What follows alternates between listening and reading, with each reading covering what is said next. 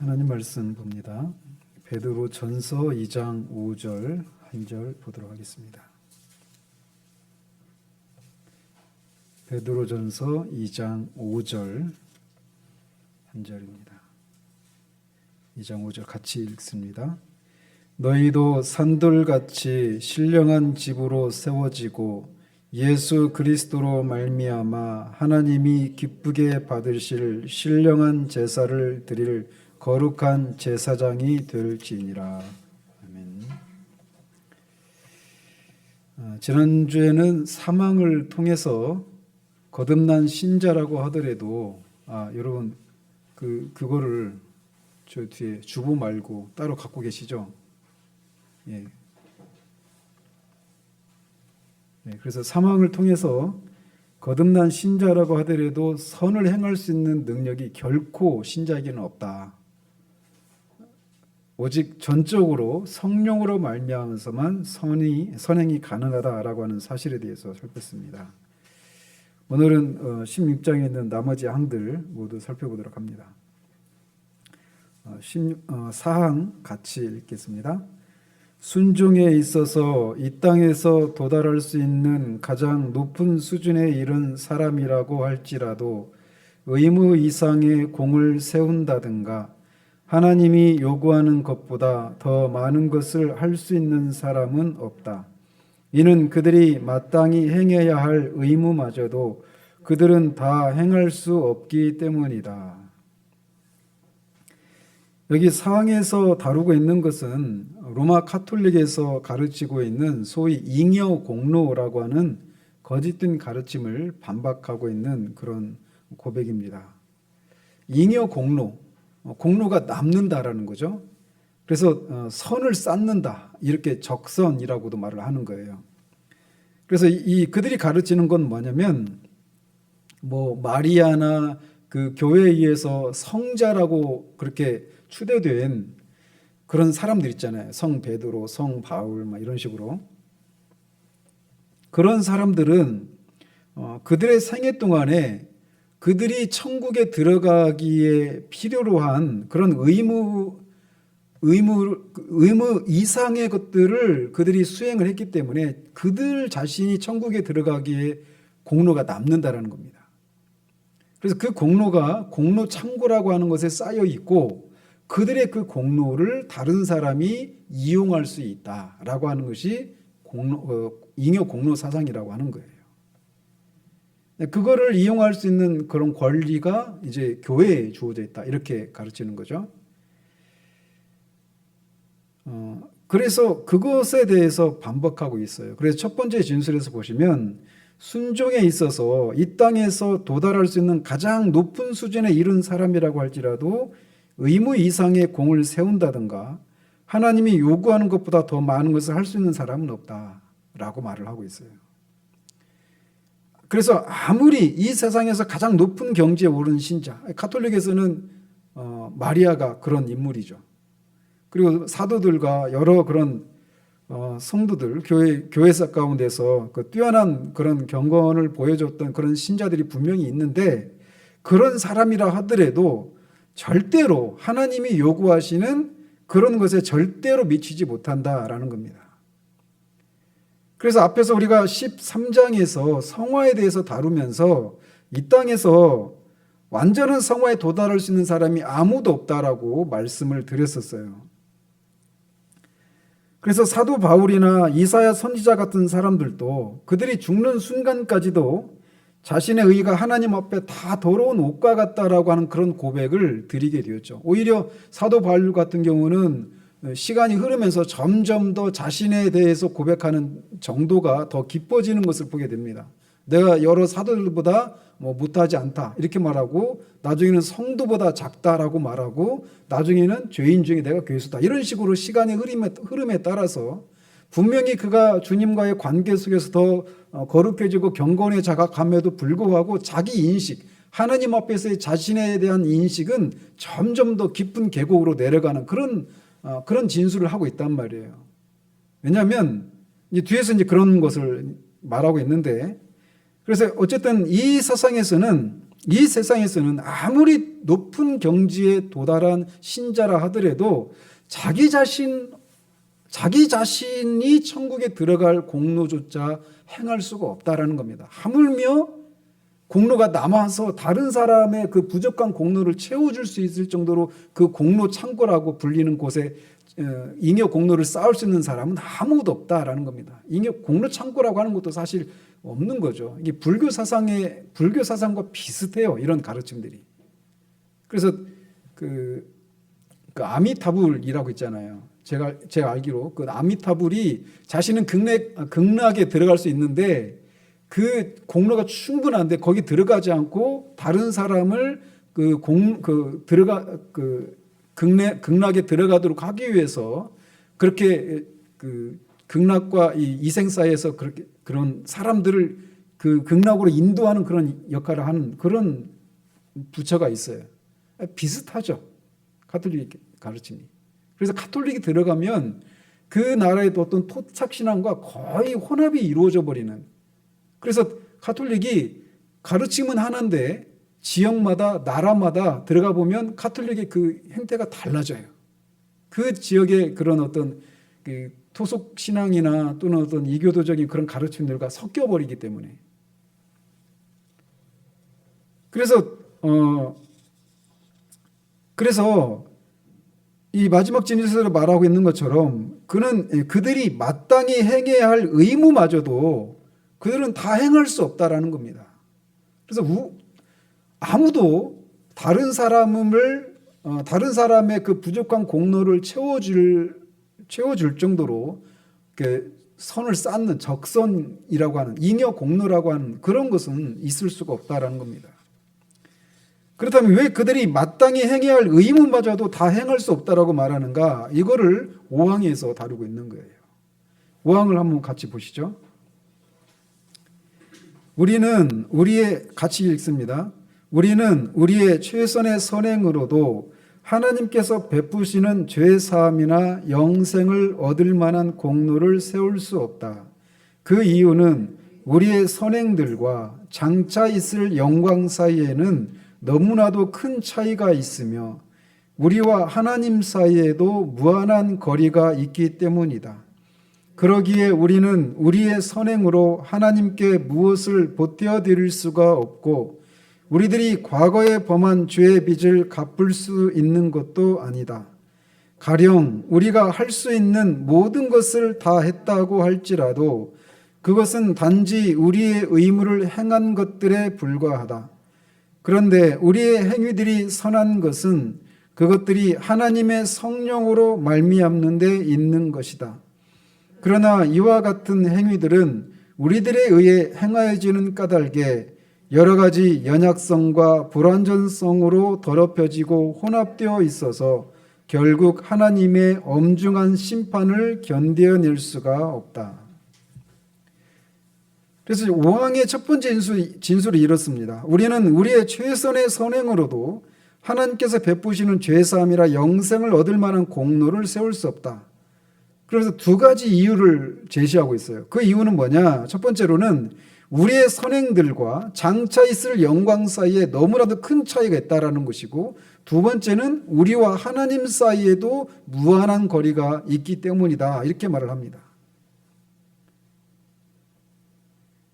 유한한 자가 행하는 선은 무한하시고 절대적으로 완전하신 하나님의 기준에 절대로 미칠 수가 없습니다.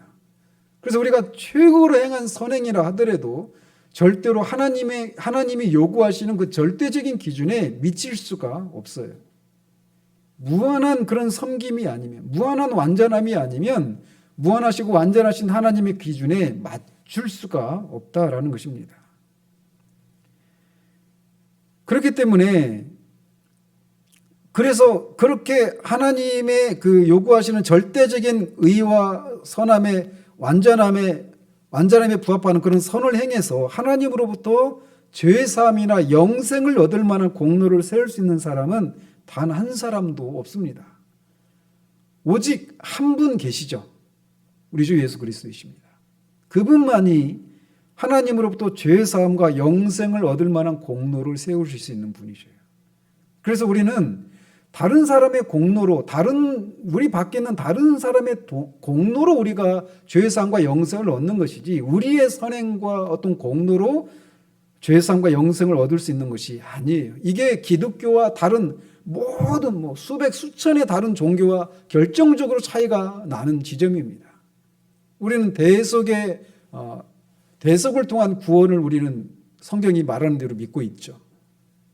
카톨릭마저도 그리스도로 말미암은 그 구속의 은혜에다가 우리의 어떤 그 선행이라고 하는 것들이 더해져서 그 그리스도로만 충분하지 않은, 잃어버릴 수도 있는 그 불완전한 이것을 채워주는 이런 식으로 가르친단 말이에요. 그렇기 때문에 오직 기독교에서만, 기독교 하면 이제 개신교와 카톨릭을 다 합해서 그렇게 말을 하니까 개신교 안에서만 이 성경에서 말하는 대로 가르치고 있다라고 말할 수 있는 겁니다. 그렇기 때문에 두 번째 진술을 이렇게 말하는 거예요. 그러기에 우리는 우리의 선행으로 하나님께 무엇을 보태어 드릴 수도 없고 우리들이 과거에 범한 죄의 빚을 갚을 수 있는 것도 아니다. 그래서 하나님께 무엇을 보태어 드릴 수가 없어요. 왜? 하나님이 우리의 어떤 선행을 통해 무엇인가 이렇게 받게 된다라고 하는 것은, 그래서 그 얘기는 하나님이 완전하지 않으시다라고 하는 것을 말해주잖아요. 하나님은 이미 완전하신 분이시죠. 절대적으로 완전하신 분이시기 때문에 그 하나님께 우리가 무엇인가를 보태어 드릴 수가 없습니다. 존재 자체가. 그리고 우리들이 과거에 범한 죄의 빚도 갚을 수가 없습니다. 왜요? 우리가 과거에 지은 죄의 빚은 결국 누구를 향해 지은 죄예요? 무한하신 하나님을 향해서 지은 죄란 말이에요. 그래서 아무리 우리가 죄인이 영원한 지옥에서 형벌을 받는다 해도 무한하신 하나님을 향해 지은 죄의 빚을 갚을 수가 없습니다. 무한하기 때문에 그래요. 그래서 제가 누차 말씀드리지만 다른 모든 것을 떠나서 우리가 지옥의 영원한 지옥의 형벌을 받지 않게 된 것만으로도 우리는 정말 영원히 하나님께 감사와 찬양을 올려드려야만 하는 거예요. 100만 년, 2천, 억 년, 이런 개념이 아니에요. 영원입니다. 거기에서 벗어날 수가 없어요. 죄인이. 그리고 더더군다나 어떻습니까? 거기에서 그 복음서에서 주님이 말씀하신 것처럼 그렇게 바깥 어둠에 떨어져서 거기서 고통받고 있는 사람이 어떻게 하고 있다라고 말씀하고 계세요? 이를 갈며 슬피 운다라는 거예요. 이를 간다고 할 때 누구를 향해 이를 갈겠습니까? 그런 형벌을 내리시는 하나님을 향해서 이를 가는 거예요.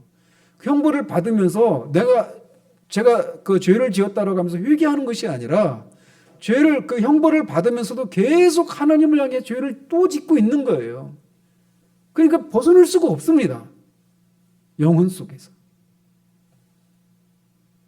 그렇기 때문에 우리의 선행으로 무엇인가 하나님께 보태어드리고 또 우리의 과거의 죄의 빚을 갚을 수 있다, 이 생각할 수가 없는 거예요.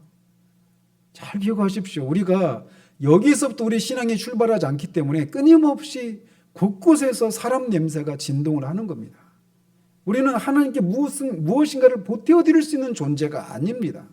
하나님은 우리가 없어도 완전하신 하나님이셔요. 아무런 부족함이 없으십니다.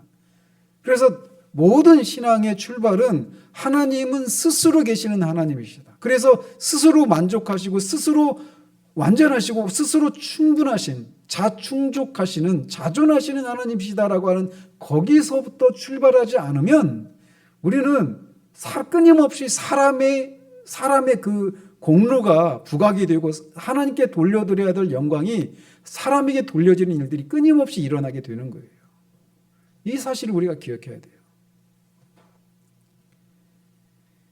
그러면서 세 번째 진술 이렇게 세 번째 문자 이렇게 진술해요. 가령 우리가 할 수 있는 모든 것을 다 했다고 할지라도 그것은 단지 우리의 의무를 행한 것들에 불과하다. 이렇게 말합니다. 그래서 로마서 누가복음 17장 10절에서 이와 같이 너희도 명령 받은 것을 다 행한 후에 이르기를 우리는 무익한 종이라 우리가 하여야 할 일을 한 것뿐이라 할지니라. 이렇게 말합니다. 그냥 마땅히 해야 할 것을 했을 뿐이다 라는 겁니다.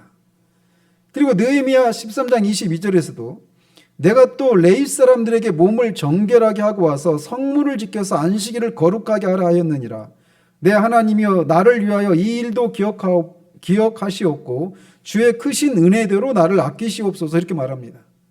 그러니까 느헤미야가 예루살렘 성벽을 재건하고 종교개혁을 한 후에 다시 그 바벨론으로 돌아갔다가 다시 돌아왔거든요. 와보니까 또 옛날로 돌아가 버린 거예요. 엉망진창이 되어버린 겁니다. 그래서 안식일도 지키지 못하고 막 그런 일이 일어난 거예요. 그 레위 집안 사람들도 백성들이 11조를 제대로 안 하니까 먹고 살 길이 없으니까 밖으로 나가서 막 그렇게 된 상황이었는데, 안식일을 그래서 레위 사람들에게 몸을 정결하게 하고 성문을 지키게 하는 일을 다시 한 겁니다. 그리고 안식일도 거룩하게 했어요. 이 일을 누가 했어요?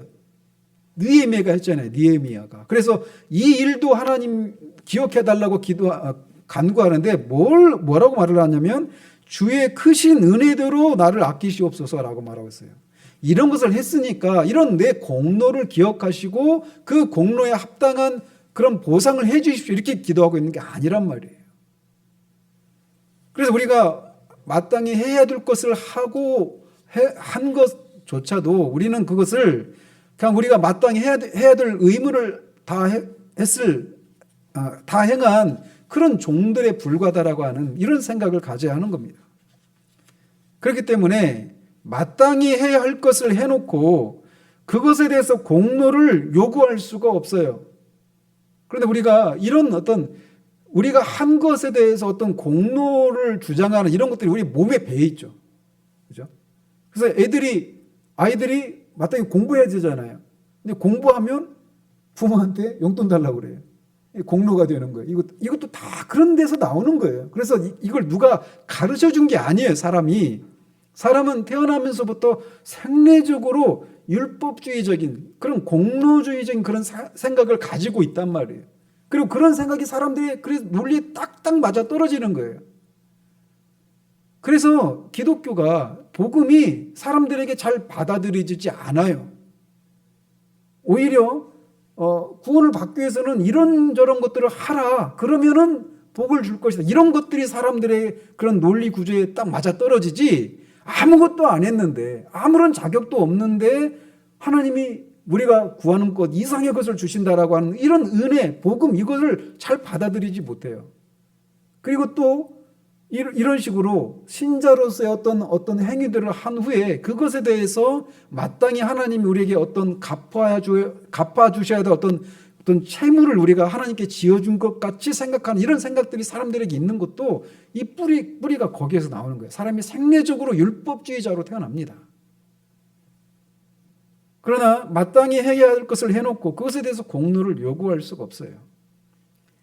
그래서 신자로서 우리가 이 땅에서 무엇을 행하든지, 그리고 그것이 설령 우리가 할 수 있는 최상의 것을 행해진 것이라 할지라도 그것은 단지 우리가 마땅히 행해야 될 의무일 뿐이라는 사실을 깨달아야 비로소 복음을 제대로 이해하게 되는 겁니다. 행해야 할 의무가 있는 것을 행하는 것에 공로라고 하는 것이 있을 수가 없는 거죠. 그러면서 그렇게 우리가 행해야 될 것을 마땅히 한 후에 나는 단지 무익한 종이라 이렇게 고백을 해야 된다라고 이렇게 가르치고 있는데, 거기서 말하는 무익한 종이라고 말할 때 이게 아무런 열매도 맺지 못하는 그런 의미의 무익한 종을 의미하는 게 아닙니다. 분명히 주님은 그 달란트의 비유 속에서 하나님이 우리에게 주신 것들을 따라서 우리가 어떤 삶의 열매를, 하나님께 순종하는 삶을 통해서 어떤 열매를 맺는 삶을 살아야 될 것을 우리에게 요구하고 계시잖아요. 그런 의미에서 아무런 열매도 맺히지 못하는 무익한 종이다, 이렇게 고백하라는 얘기가 아닙니다. 그래서 우리는 마땅히 행해야 할 것을 하면 그것에 따른 어떤 열매가 맺게 되어 있어요. 그런데 그 열매를 맺는 것이 하나님께 어떤 유익을 보태는 것이 아니라고 하는 면에서 무익하다, 이렇게 받아들여야 하는 것이죠. 그래서 우리는 분명히 어떤 선을 행합니다, 신자로서. 그렇다면 그런 행위들이 선한 이유가 무엇인가, 이거를 이제 마지막 그 문장에서 그걸 진술하고 있어요. 분명히 우리가 행하는 선행이라 하더라도 거기에는 불순물이 섞여 있고 어떤 완전하지 않은 것들이 분명한데 왜 그런 것들이 선행이라고 불려지는가? 그 마지막 진술 이렇게 말하고 있습니다. 그런데 우리의 행위들이 선한 것은 뭐라고 말하고 있다고요? 그것들이 하나님의 성령으로 말미암는 데 있는 것이다. 우리 그래서 사망에서 살펴본 것들을 이렇게 또 진술하고 있는 것이죠. 신자에게서는 선을 행할 수 있는 능력이 결코 나오지 않아요. 전적으로 그리스도의 영으로부터 나온다고 그랬잖아요. 그래서 선행이라고 하는 것은 그리스도의 영으로 행해지는 것이기 때문에 그래서 그게 선행이라고 부른다라는 거예요. 여기서 말하는 것은. 그런데 그 행위를 또 누가 해요? 우리가 해요. 그래서 계속 우리가 3번 살폈잖아요.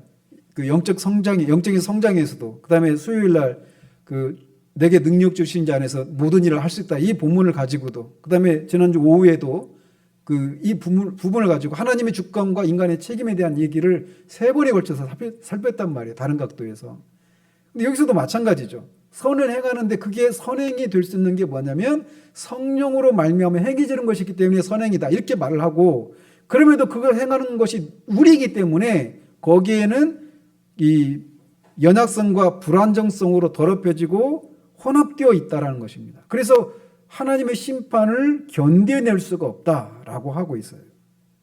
그래서 아무리 우리가 하나님을 사랑하고 하나님을 기쁘시게 해드리고자 하는 그런 선한 동기에서 행한 선이라 하더라도 그것을 우리가 성령의 능력을 힘입어서 하는 것이라 할지라도 그것을 행하는 사람이 우리이기 때문에 거기에는 우리의 연약성과 불완전함이 반영될 수밖에 없고, 그래서 더럽혀지고 불순한 것들이 혼합되어 있단 말이죠. 그래서 하나님의 심판을 견딜 수가 없어요.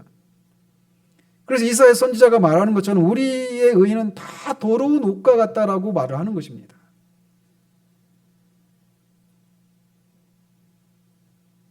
그렇다면 그렇게 성령의 능력을 힘입어서 행해도 결국은 선을 행하는 주체가 우리이기 때문에 불순한 것이 섞여 있는데, 그러면 그런 것을 어떻게 또 선행이라고 할 수 있느냐? 6항이 그것을 다루고 있습니다. 6항 보시죠. 시작. 그럼에도 불구하고 신자들의 인격이 그리스도로 말미암아 용납되었기 때문에 그들의 선행 또한 그리스도 안에서 용납된다. 그러나 그들이 이 세상에서 그것이 하나님 보시기에 전적으로 흠이 없고 책망할 것이 없다는 뜻에서가 아니라 하나님이 그것을 자신의 아들 안에서 보시기 때문에 비록 많은 연약과 불완전을 수반할지라도 진실이 행한 것에 대해서는 용납하시고 상 주기를 기뻐하신다는 뜻이다. 그래서 여기서 6항에서 다루고 있는 것은 어떻게 불완전한 신자의 선행이 하나님께 용납될 수 있는가, 이 문제를 다루고 있어요. 그래서 첫 번째 진술이 이제 그걸 말해주고 그 뒤에 있는 건 좀 주석에 해당되는 건데, 그럼에도 불구하고 신자들의 인격이 그리스도로 말미암아 용납되었기 때문에 그들의 선행 또한 그리스도 안에서 용납된다라는 겁니다. 그래서 쉽게 말하면 신자의 행위가, 어떤 구체적인 행위가 용납되는 것은 그런 행위를 하는 신자의 인격, 신자 자신이 하나님께 전체적으로 용납되었기 때문에 그가 행하는 것이 용납된다, 이런 말입니다. 그래서 그것을 뒷받침하는 대표적인 구절이 있다라면 창세기 4장 4절이에요. 거기 보면 아벨은 자기도 양의 첫 새끼와 그 기름으로 드렸더니 여호와께서 그의 제물은 받으셨으나, 이렇게 말하고 있는 게 아니라 여호와께서 아벨과 그의 제물은 받으셨으나, 이렇게 되어 있어요. 또 4장 5절에서는 하나님이 가인과 그의 제물은 받지 아니하신지라 이렇게 말하고 있습니다. 단지 아벨과 가인의 제사를 받고 안 받고가 아니라 그 제사를 드리는 사람을 먼저 받으시는 거예요. 그래서 아벨을 먼저 받으시고 그가 드리는 제사도 받으시는 것이죠. 그래서 오늘 본문에서도 너희도 산들같이 신령한 집으로 세워지고 예수 그리스도로 말미암아 하나님이 기쁘게 받으실 신령한 제사를 드릴 거룩한 제사장이 될지니라. 먼저는 신령한 집으로 세워지는 일이 있고 예수 그리스도로 말미암아 하나님이 기쁘시게 받으실 신령한 제사를 드릴 수 있는 제사장이 되었다는 거예요. 그래서 그 하나님이 받으실 만한 제사를 드릴 수 있는 제사장이 되는 것이 먼저예요.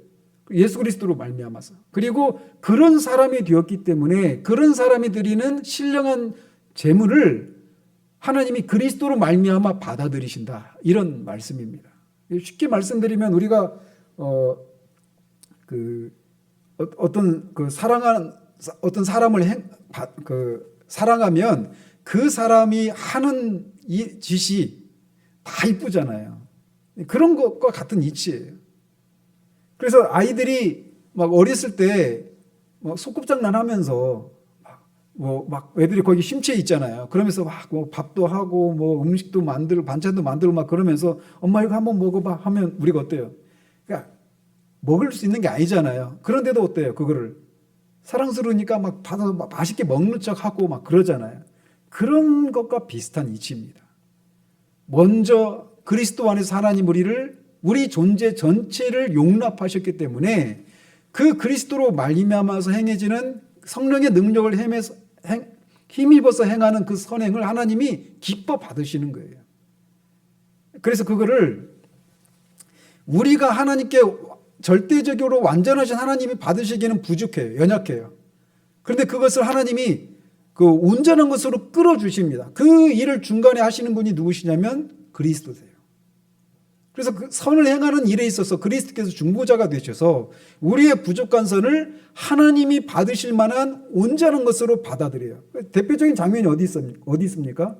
계시록에 보면 그 하나님의 보좌 앞으로 천사들이 그 금 향로를 가지고 가잖아요. 그러면서 그걸 뭐라고 말합니까? 성도들이 그게 뭘 상징한다고 말하고 있어요? 성도들이 드린 기도라고 말하잖아요. 그죠? 그러니까 성도들이 드린 기도가 아무리 우리가 이번 주에도 그 말씀을 드렸지만 이 기도라고 하는 게 이번 주에 그 말씀을 그 시편 말씀을 살피면서 기도가 그런 영적인 그런 논리의 과정을 통해서 하나님께 마치 장기를 두는 사람이 장군하고 외통수를 하는 것처럼 감히 하나님께 우리가 영적인 논리를 따져서 하나님의 성품에 따라서 하나님이 하실 수밖에 없도록 영적인 논리를 하나님 앞에 그렇게 상기시켜 드리는 것이 기도다 이렇게 말씀을 드렸잖아요. 기억나시죠? 그런 것처럼 제가 지금 막 딴 생각이 들어가지고 지금 약간 했는데 무슨 얘기를 하려다가 그랬는지 지금 이게 지금 갑자기 들어온 생각을 제가 얘기하다가 놓쳤네요. 그래서 그런 기도를 한다 하더라도 하나님이 보시기에 우리의 기도가 뭐 절대로 어떤 모순이나 어떤 부족함도 없이 완벽하기 때문에 하나님이 어쩔 수 없이 받아들이는 그래 맞다 네 말이 맞다 이렇게 하신 게 아니라는 거예요. 아무리 온전한 기도를 드린다 하더라도 거기에는 연약함이 섞여 있어요. 불완전함이 섞여 있어요. 근데 그 기도가 하나님이 받을 수 있는 게 뭐냐? 그거를 그리스도께서 성도들의 기도를 가지고 하나님 앞에 올려드리는 것처럼 우리의 부족한 기도를 그리스도께서 중보해 주시는 거예요. 하나님이 부족한 부분을 마치 채워주는 거예요. 그래서 적금 우리가 1,000만 원만 부으면 정부에서 1,000만 원 더 보조해줘가지고 2,000만 원 주는 것처럼 우리의 그 부족한 것을 그리스도께서 끌어올려 주시는 거예요. 그리고 또 하나님의 그래서 그리스도 안에서 하나님이 우리의 부족한 것을 그리스도를 통해서 그것을 받아들이기 때문에 우리 입장에서 보면은 하나님은 절대적으로 하나님의 기준을 낮추시지 않잖아요. 그런데 하나님께서 그런 그리스도를 통해서 우리의 하는 행위들을 보기 때문에 하나님이 그것을 완전한 것으로 받아주셔요. 그래서 그거를 우리 입장에서 보면 하나님이 그거를 이렇게 낮춰주신 것처럼 느껴지는 거죠.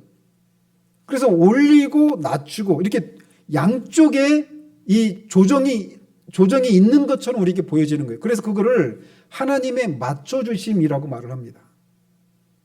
그 라틴어로 듀플렉스 어코모다치오라고 하는 말을 하는 거예요. 이중에 맞춰줌. 그래서 우리의 부족한 것을 높여주고 그 마치 기준을 낮춰서 이렇게 딱 조정해주고 완전한 것을 맞춰주는 것처럼. 여기 지금 제가 끌려서 그래요. 그래서 우리의 부족한 섬김이 그리스도 안에서 하나님이 바라보시기 때문에 그 연약하고 불완전함이 섞여 있음에도 불구하고 하나님이 그것을 기쁘게 받으시는 거예요. 여기에 우리의 자유함이 있는 겁니다. 여기에. 그러니까 내가 드리는 기도가 내가 하나님을 기쁘시게 해드리기 위해서 하는 여러 가지 선행이 과연 그 하나님이 분명히 우리가 보기에도 불완전함과 연약함이 섞여 있는데 이것을 하나님이 받으실까? 우리가 사람을 향해서 그런 생각하잖아요. 우리가 누군가에게 감사한 마음이 있어서 어떤 선물을 하고 감사를 표현하는데 이것이 그 사람에게 정말 혹시나 나는 한다고 했는데 그게 오히려 그 사람에게 신뢰가 될 수도 있는 그런 상황들이 있잖아요. 그러면서 드리면서도 뭔가 좀 불완전하고 뭔가 이렇게 좀 불안함? 이런 것들이 좀 있잖아요. 그런데 하나님께 우리가 드리는 선행에 있어서 그리스도께서 그것을 그리스도 안에서 하나님이 그것을 보시기 때문에 두플렉스 어코모다치오라고 하는 이 교리에 따라서 하나님이 그것을 맞춰주시는 거예요.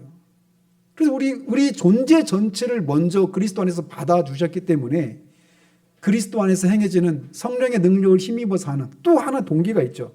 하나님을 기쁘시게 해드리기 위해서. 그런 것을 하나님이 기뻐 받으신다라는 거예요. 거기에 신자들의 자유함이 있는 겁니다. 하나님이 그것을 기뻐하셔요.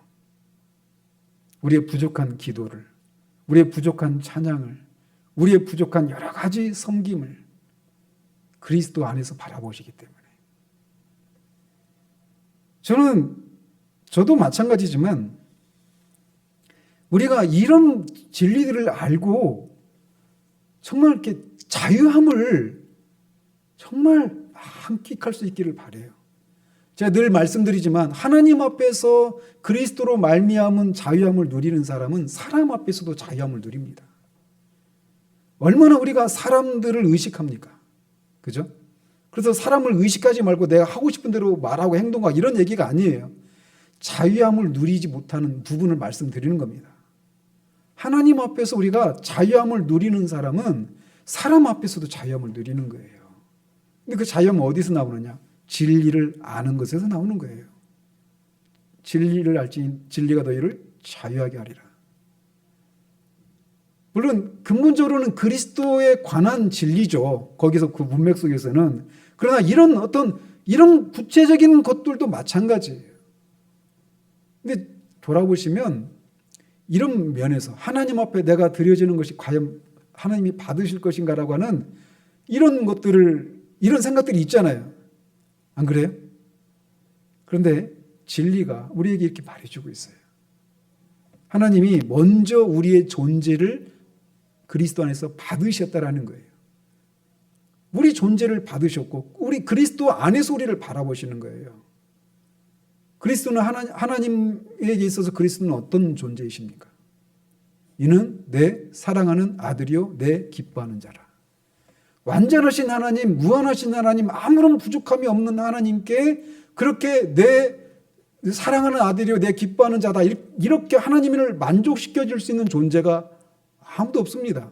무한한 존재가 아니면 무한한 선한 존재가 아니면 그렇게 무한한 선하신 하나님을 완전하신 하나님을 만족시켜 드리고 기쁘게 해드릴 수가 없어요. 아무런 부족함이 없이. 근데 그리스도가 그런 존재이시란 말이에요. 그런 관계이시란 말이에요. 근데 그런 그리스도 안에서 우리를 보신다라는 겁니다. 여전히 우리는 부족하죠. 연약함이 있고 불순한 것들이 섞여 있어요. 우리가 하는 모든 것들이 말이죠.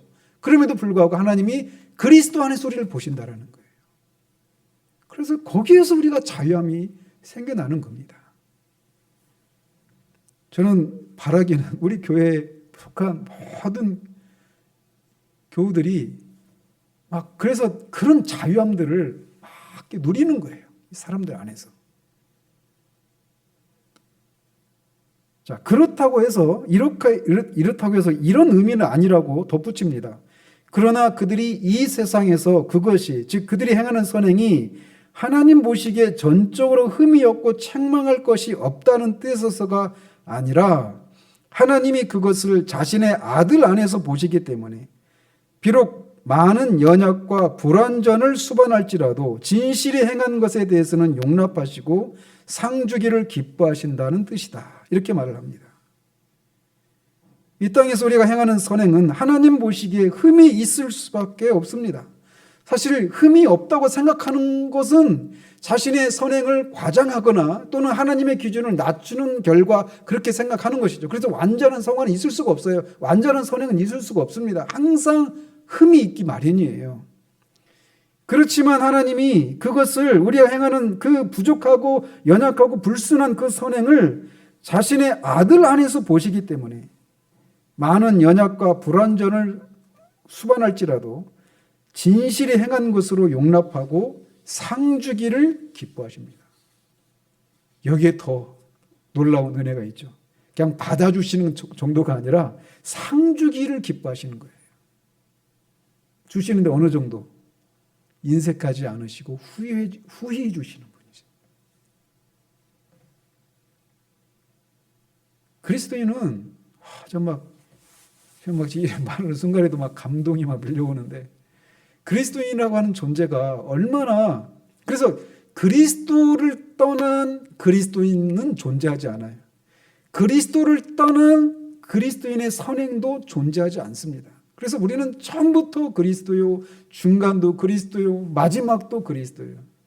그래서 우리가 그리스도인이라고 불리는 겁니다. 그리스도를 떠나서는 우리의 존재를 설명할 길이 없습니다. 우리의 삶을 설명할 길이 없어요. 하나님이 그렇게 우리의 연약하고 불완전한 우리의 선행을 그리스도 안에서 받으시고 용납하시는 것을 넘어서 우리에게 그런 우리를 용납하시는 걸 넘어서서 상 주시기를 기뻐하신다라는 겁니다. 상입니다. 상.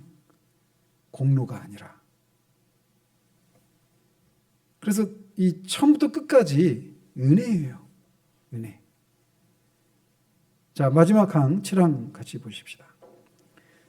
중생하지 못한 사람들에 의해서 행해지는 행위들은 그 자체로는 하나님이 명령한 것이고 그들 자신뿐만 아니라 다른 사람에게도 선하고 유익이 된다고 할지라도 그것들이 믿음으로 말미암아 정결케 된 마음에서 나온 것이 아니고 말씀을 따라서 바른 방식으로 행한 것도 아니며 하나님의 영광이라는 바른 목적을 위한 것도 아니기 때문에 그것들은 죄악되며 하나님을 기쁘시게 하거나 또는 사람으로 하여금 하나님에게서 은혜를 받기에 합당하게 할 수도 없다.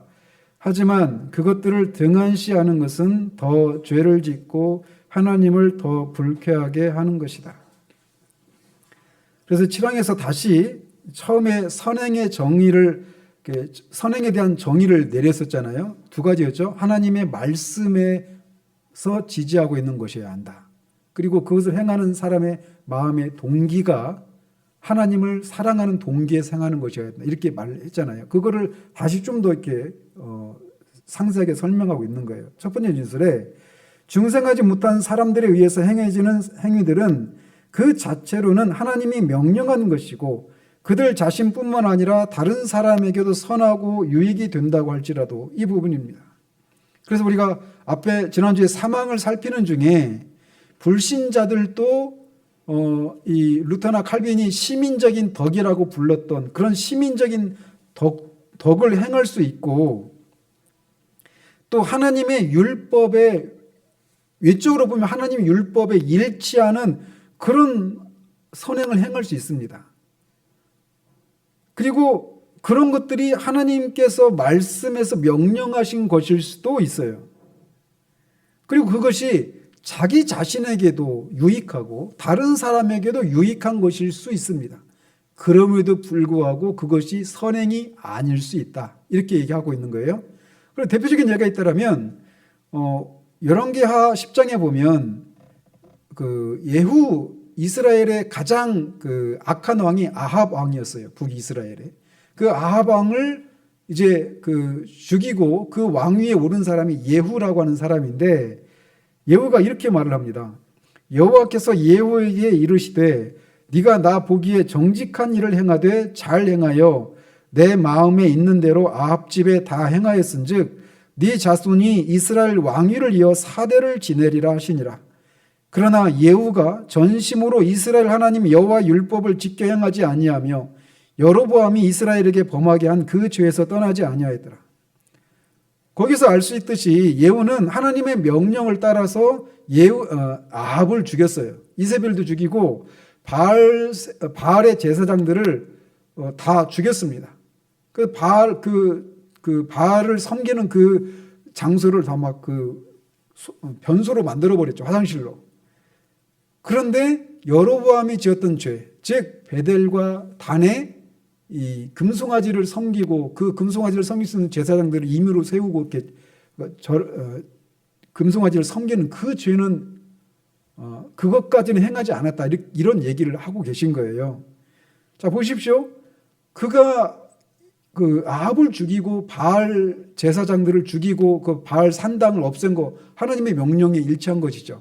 그리고 그게 자신을 위한 것이기도 하고 또 이웃을 위한 선이기도 해요. 그럼에도 불구하고 전체적인 판단은 뭐예요? 그가 전심으로 여호와의 마음에 행하지 않았다라고 하는 것이 전체적인 평가입니다. 부분적으로는 분명히 그런 말씀에 일치한 그런 선행이었음에도 불구하고 전반적으로는 그 일반적인 평가는 그게 아니라는 거예요. 그래서 이렇게 불신자가 행하는 선은 그게 하나님이 용납하시는 그런 선이 아니게 된다라는 거예요. 그런데 그렇다고 해서 외적으로 악을 행했기 때문에 선이 아니라 이렇게 말하는 게 아니라 분명히 말씀에 있는 것이고 그게 자신과 다른 사람에게 유익을 끼치는 그런 선임에도 불구하고 선행이 아닐 수 있다는 거예요. 왜? 3가지 근거를 제시합니다. 첫 번째 근거를 뭐라고 말하냐면 그것들이 즉 불신자들이 행하는 선이 믿음으로 말미암아 정결케 된 마음에서 나온 것이 아니기 때문이다라고 말을 합니다. 그래서 창세기 4장 5절에서 가인과 그의 제사를 받지 않으셨다라고 말할 때 그 구절이 그걸 의미하는 거예요. 단순히 가인이 성실하게 제사를 드리지 않았기 때문에만 하나님이 제사를 받지 않은 것인 게 아니라는 것이죠. 히브리서 11장에서 다루고 있는 게 뭐예요? 믿음을 다루잖아요. 아벨은 믿음으로 하나님께 제사를 드려서 하나님이 아벨과 그의 제사는 받으셨다. 이게 히브리서의 평가예요. 그렇다면 가인의 그 제사를 받지 않으신 것은 뭐에 근거하지 않았기 때문이라고 우리가 유추할 수 있는 거예요? 믿음에 근거하지 않은 것이기 때문에 하나님이 받지 않으셨다. 이렇게 말할 수 있는 겁니다. 그래서 11장 6절에서 히브리서 11장 6절에서 믿음이 없이는 하나님을 기쁘시게 하지 못하나니 하나님께 나아가는 자는 반드시 그가 계신 것과 또한 그가 자기를 찾는 자들에게 상 주시는 이심을 믿어야 할지니라라고 말을 하고 있는 겁니다. 그래서 이것을 선행과 관련해서 말씀을 드리자면 선행은 반드시 하나님을 향한 바른 뭐가 있어야 된다? 믿음에 근거해야 한다라고 말을 하고 있는 겁니다. 그래서 믿음으로 깨끗해진 마음으로 드려지지 않는 모든 외적인 선행은 하나님이 용납하지 않으십니다. 그래서 우리가 믿음으로 선을 행해야 되는 거예요. 믿음으로. 두 번째 판단 근거를 이렇게 말을 합니다. 말씀을 따라서 바른 방식으로 행한 것도 아니며 라고 말하고 있어요. 그래서 하나님께서 말씀을 통해서 계시하신 방식으로 행해졌는지 아닌지를 판단해서 그렇지 않기 때문에 그들의 선이 외적으로 말씀에 일치하는 것처럼 보이고 그게 자신에게 또 다른 사람에게 유익을 끼치는 것이라 할지라도 그게 하나님이 받으시는 선행이 아니게 된다라고 말을 하는 겁니다. 자의적인 숭배인 거죠. 자의적인 숭배. 그래서 내가 내게 있는 모든 것으로 구제하고 또 내 몸을 불살에게 내줄지라도 사랑이 없으면 내게 아무 유익이 없다라고 하는 것도 같은 맥락에서 말을 하고 있는 거예요. 이렇게 말씀을 따라서 바른 방식으로 행하는 것이 아니기 때문에 이 불신자들의 선을 하나님이 받으시는 선행이라고 말을 하지 않는 거예요. 마지막으로 세 번째 근거는 뭐라고 말을 하냐면 하나님의 영광이라는 바른 목적을 위한 것도 아니기 때문이다라고 말을 합니다. 그래서 그 선행이 하나님의 영광을 위해서 행해졌는가에 의해서 선행 여부가 판단이 된다라고 말하고 있는 거예요. 그래서 구제하는 거, 이게 하나님이 명령하시는 것이죠. 그리고 그 구제를 통해서 구제받는 사람에게 유익이 되죠. 그리고 기도하는 것도 마찬가지예요. 그리고 금식을 하는 거. 그런데 마태복음 6장에서 주님이 산상수훈에서 말씀하신 것처럼 구제할 때, 기도할 때, 금식할 때 어떻게 하지 말라? 외식으로 행하지 말라라고 말하잖아요. 그죠? 은밀히 보시는 하나님이 다 보시니까 외식을 행하지 말라라는 거예요. 그래서 내가 저 사람은 정말 그렇게 자신의 재산을 아끼지 않고 다 그렇게 다른 사람한테 구제를 하는 아주 이타적이고 자비로운 사람이구나라고 하는 칭찬을 받으려고 하는 목적으로 구제를 하면 그건 선행이 아닌 거예요. 기도도 마찬가지예요.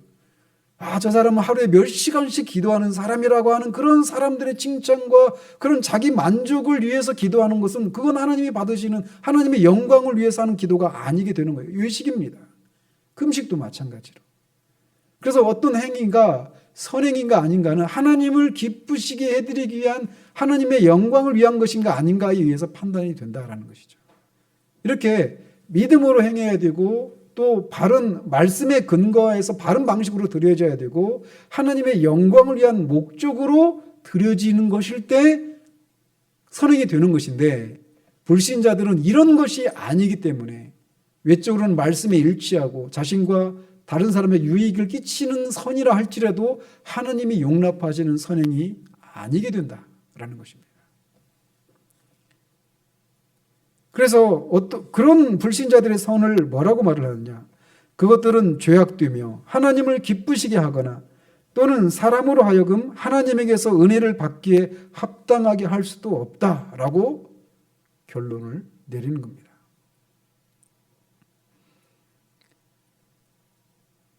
그래서 디도서 1장 15절에 깨끗한 자들에게는 모든 것이 깨끗하나 더럽고 믿지 아니하는 자들에게는 아무것도 깨끗한 것이 없고 오직 그들의 마음과 양심이 더러운지라 이렇게 얘기를 하는 겁니다.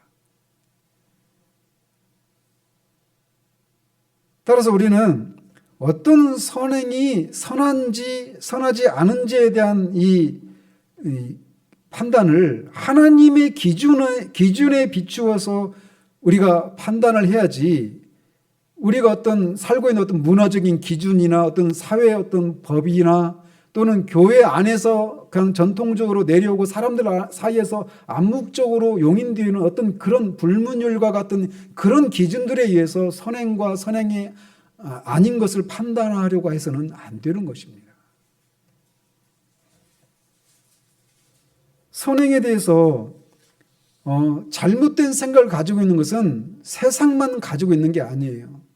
그래서 사람들이 나는 법 없이도 살 사람이야. 내가 무슨 죄인이야. 이런 얘기를 할 때 그들이 가지고 있는 생각이 다분히 하나님의 기준에서 내가 죄인이다 아니다 라고 판단하지 않고 그렇게 말하는 거잖아요. 선에 대해서도 마찬가지예요. 세상에서는. 근데 이렇게 선에 대해서 세상이 잘못된 기준에 의해서 선행과 선행이 아닌 것을 판단하고 있는 것처럼 그리스도인들도 이 선행의 이 판단 기준을 잘못된 것들에 의해서 판단하는 경우들이 있다라는 사실이에요. 그렇기 때문에 우리가 하나님의 말씀에 비추어서 우리 자신을 지속적으로 살피는 것이 필요한 이유가 바로 거기에 있습니다. 그리고 그렇게 할 때마다 우리가 어디로 갈까요? 말씀에 비추어서 우리의 선행의 그 동기와 목적과 이런 것들을 살피게 되면 우리가 결국 어디로 갈까요? 누구를 붙들게 될까요? 그리스도를 붙드는 데로 나가게 되는 거예요. 우리를 십자가로 복음회로 그리고 우리를 위해서 충분한 선행을 이루신 그리스도에게로 우리가 달려가게 되는 것입니다. 말씀의 빛 안에서 우리는 우리의 부족함을 보게 되는 것이에요. 그래서 어떤 사람이든 하나님의 절대적인 요구를 만족시킬 수 있는 유일한 길은 그 선을 행하는 사람의 행위에 있지 않고 그리스도의 행위에 근거할 수밖에 없는 것입니다. 그렇다면 중생하지 않은 사람은 어쨌든 하나님이 자신이 행하는 그 선을 하나님이 받지 않으실 것이니까 난 이것도 안 할래 이렇게 하면 될까요? 그거에 대해서 마지막으로 이렇게 말합니다. 하지만 그것들을 등한시하는 것은 더 죄를 짓고 하나님을 더 불쾌하게 하는 것이다 라고 대답하고 있어요. 그래서 마태복음 23장 23절에 보면 화 있을진저 외식하는 서기관들과 바리새인들이여 너희가 박하와 회향과 근처의 11조는 들이되 율법에 더 중한 바 정의와 긍휼과 믿음은 버렸도다. 그러나 이것도 행하고 저것도 버리지 말아야 할지니라. 그래서 이런 율법에 따라서 11조를 아주 세세한 목록에 따라서 그렇게 드리고 있다 하더라도 그것이 율법에서 더 중요시하는 그 정의와 긍휼과 믿음이 없이 행하는 그런 11조 받침은 아무 의미가 없다라고 말씀하시는 거잖아요. 그런데 그러면은 나는 이런 것이 없으니까 정의와 긍휼과 믿음이 없이 그 11조를 드려봐야 어쨌든 하나님이 받지 않으신다라면 나 이거 안 드릴래 이렇게 하는 게 아니라는 거죠. 이것도 하고 저것도 하라고 말씀하시는 거예요.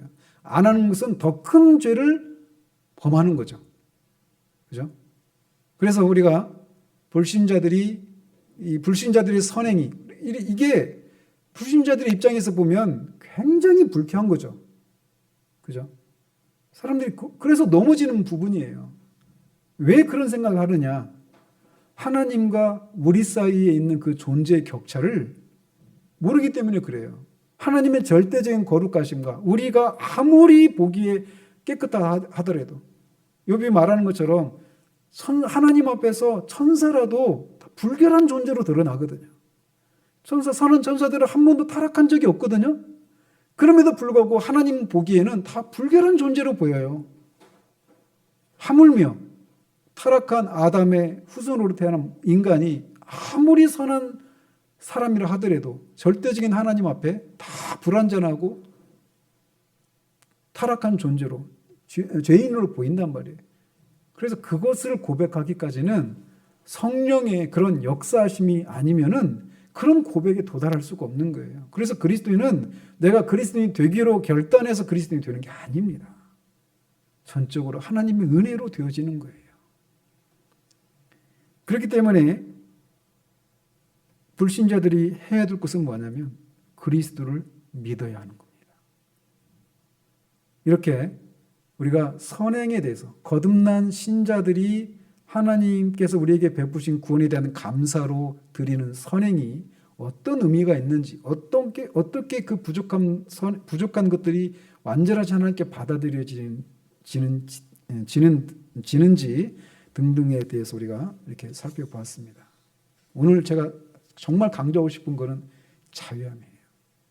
그리스도 안에서 하나님이 우리의 그 불완전한 섬김을 그리스도 안에서 바라보시기 때문에 그거를 받아주시고 상 주시기까지 하신다라고 하는 그 자유함이 우리 가운데 있기를 바라요. 기도하겠습니다. 하나님 아버지, 이렇게 해서 우리가 16장을 통해서 고백하고 있는 선행과 관련된 내용들을 살펴보았습니다.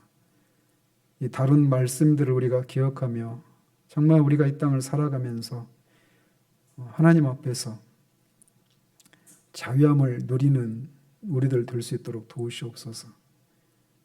우리의 선이 우리 자체 안에 선을 행할 수 있는 능력이 없다는 사실들을 알고 겸비하게 하나님의 성령의 도우심을 구하며 그 일을 행할 수 있도록 도우시고, 또 성령의 능력을 힘입어서 선을 행하고 행한 섬김이라 할지라도 여전히 거기에 우리가 행하기 때문에 연약함과 불순한 것이 섞여 있음에도 불구하고 그리스도로 말미암아 그리스도 안에서 우리 존재를 받으시고 그런 우리가 행하는 것이기에 하나님이 우리를 받으시고 상 주시기까지 하신다라고 하는 이 놀라운 진리 안에서 우리가 자유함을 누리며 우리의 삶을 살아갈 수 있도록 하나님 도와주시기를 원합니다.